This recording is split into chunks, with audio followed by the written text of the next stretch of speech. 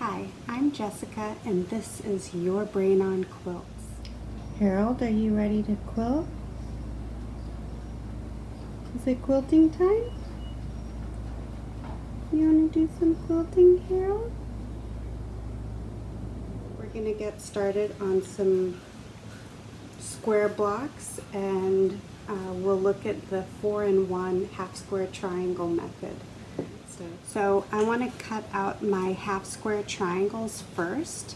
I'm going to start by cutting out some 5-inch by 5-inch squares. You can find these all over the place. This one is by Creative Grids and it has grips on the bottom, which is really cool. It helps prevent slippage, which is very helpful. I'm going to use this ruler because I have larger pieces of fabric to cut. I'll be making the 4-in-1 half square triangles with these 5-inch squares, or get one of each fabric to start, or make a whole pile, who knows. Whatever you feel like doing today, you can do. Okay, here I'm trimming up, oh shoot. All right, just no problem, moving on. We're trimming up all these pieces 5 inches by 5 inches. Trim away from your body. Avert your eyes here. Do not look. I repeat, do not view this section. And once you do that, you can organize them whichever way. Here I'm placing the fabrics with the patterns together. You never want to cut towards yourself with the rotary cutter because that is an accident waiting to happen. So just ignore what I did, ignore what you saw. Let's never speak of it again. And we'll continue. I've gone ahead and sewed my 1/4-inch seam allowance around my 5-inch squares. So I'm going to use a regular pen to mark these out. Actually, we don't even need to mark these lines. Okay, scratch that. The points define where you're going to cut. So let's go ahead and do that, and you'll see that we'll have made 4 for each of these blocks. Trim up all your squares from one corner to the next. You can use a Lazy Susan if you have one of those fancy ones, or you can just rotate them manually. You might be saying, Jessica, what are you doing? You're cutting like a maniac. When I come home and I quilt, I'm doing it for me. So it doesn't have to be perfect.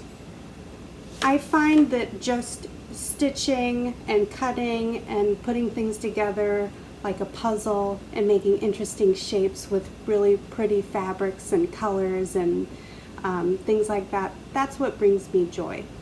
So I want to emphasize to you that it doesn't have to be perfect. Quilting, it's between you and the fabric and maybe a friend that you're giving that quilt to. But guess what? They're not going to notice those imperfections like you and me do. So if it's not perfect, don't worry about it. Don't beat yourself up. I'm not beating myself up. I'm going to iron them, I'm going to cut them. If one block doesn't work, guess what? I'm going to move on to a different block. Maybe I'll rip out a seam. Probably not. I probably won't rip out a seam because that's just so. So I'm going to iron these all open and you'll get to see the half square triangles. So iron your little triangle pieces open so that you get these nice half square triangles. You can iron them, excuse you, Harold.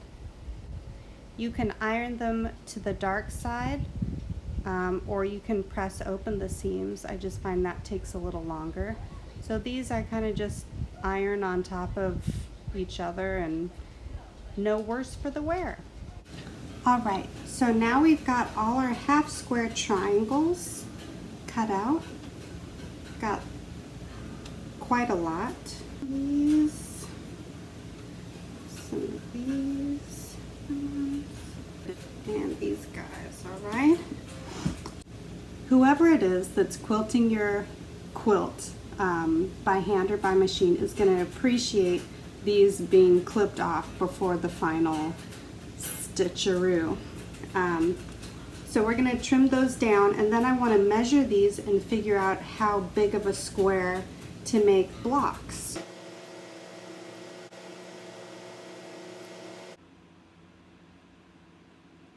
I'm not going to use these.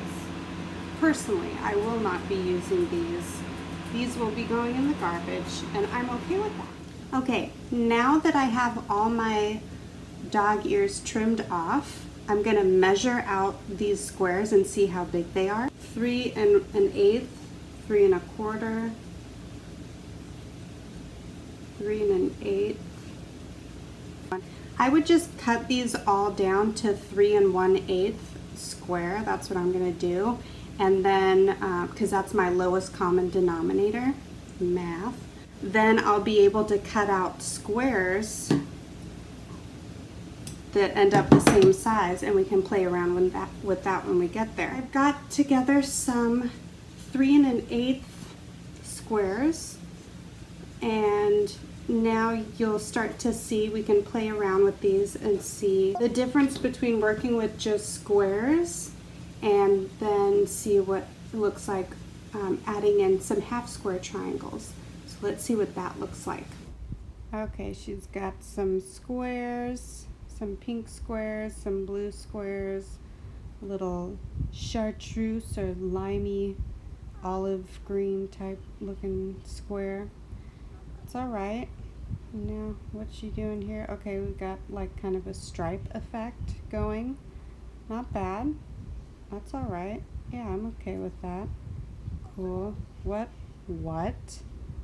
is happening? Half square triangles? Oh my God. What is this? It's like another kind of stripe she's adding in. Oh my God. On the other side too. This is insane. This is just blowing my mind.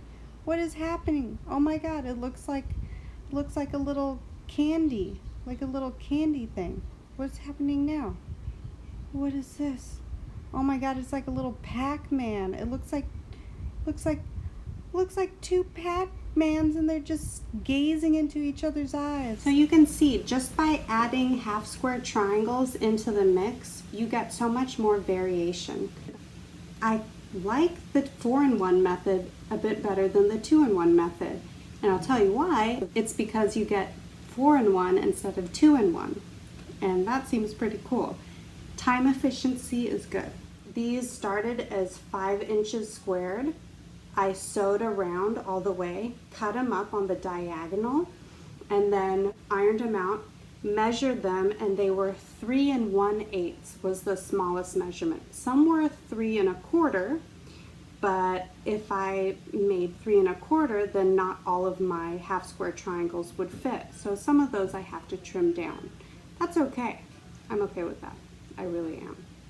Once you have all your half square triangles and your blocks, then you can play around with them and make all sorts of fun shapes. As Harold's official translator, he would like you to know that you should like and subscribe if you enjoyed this content. We post new videos every week. Almost. Thanks!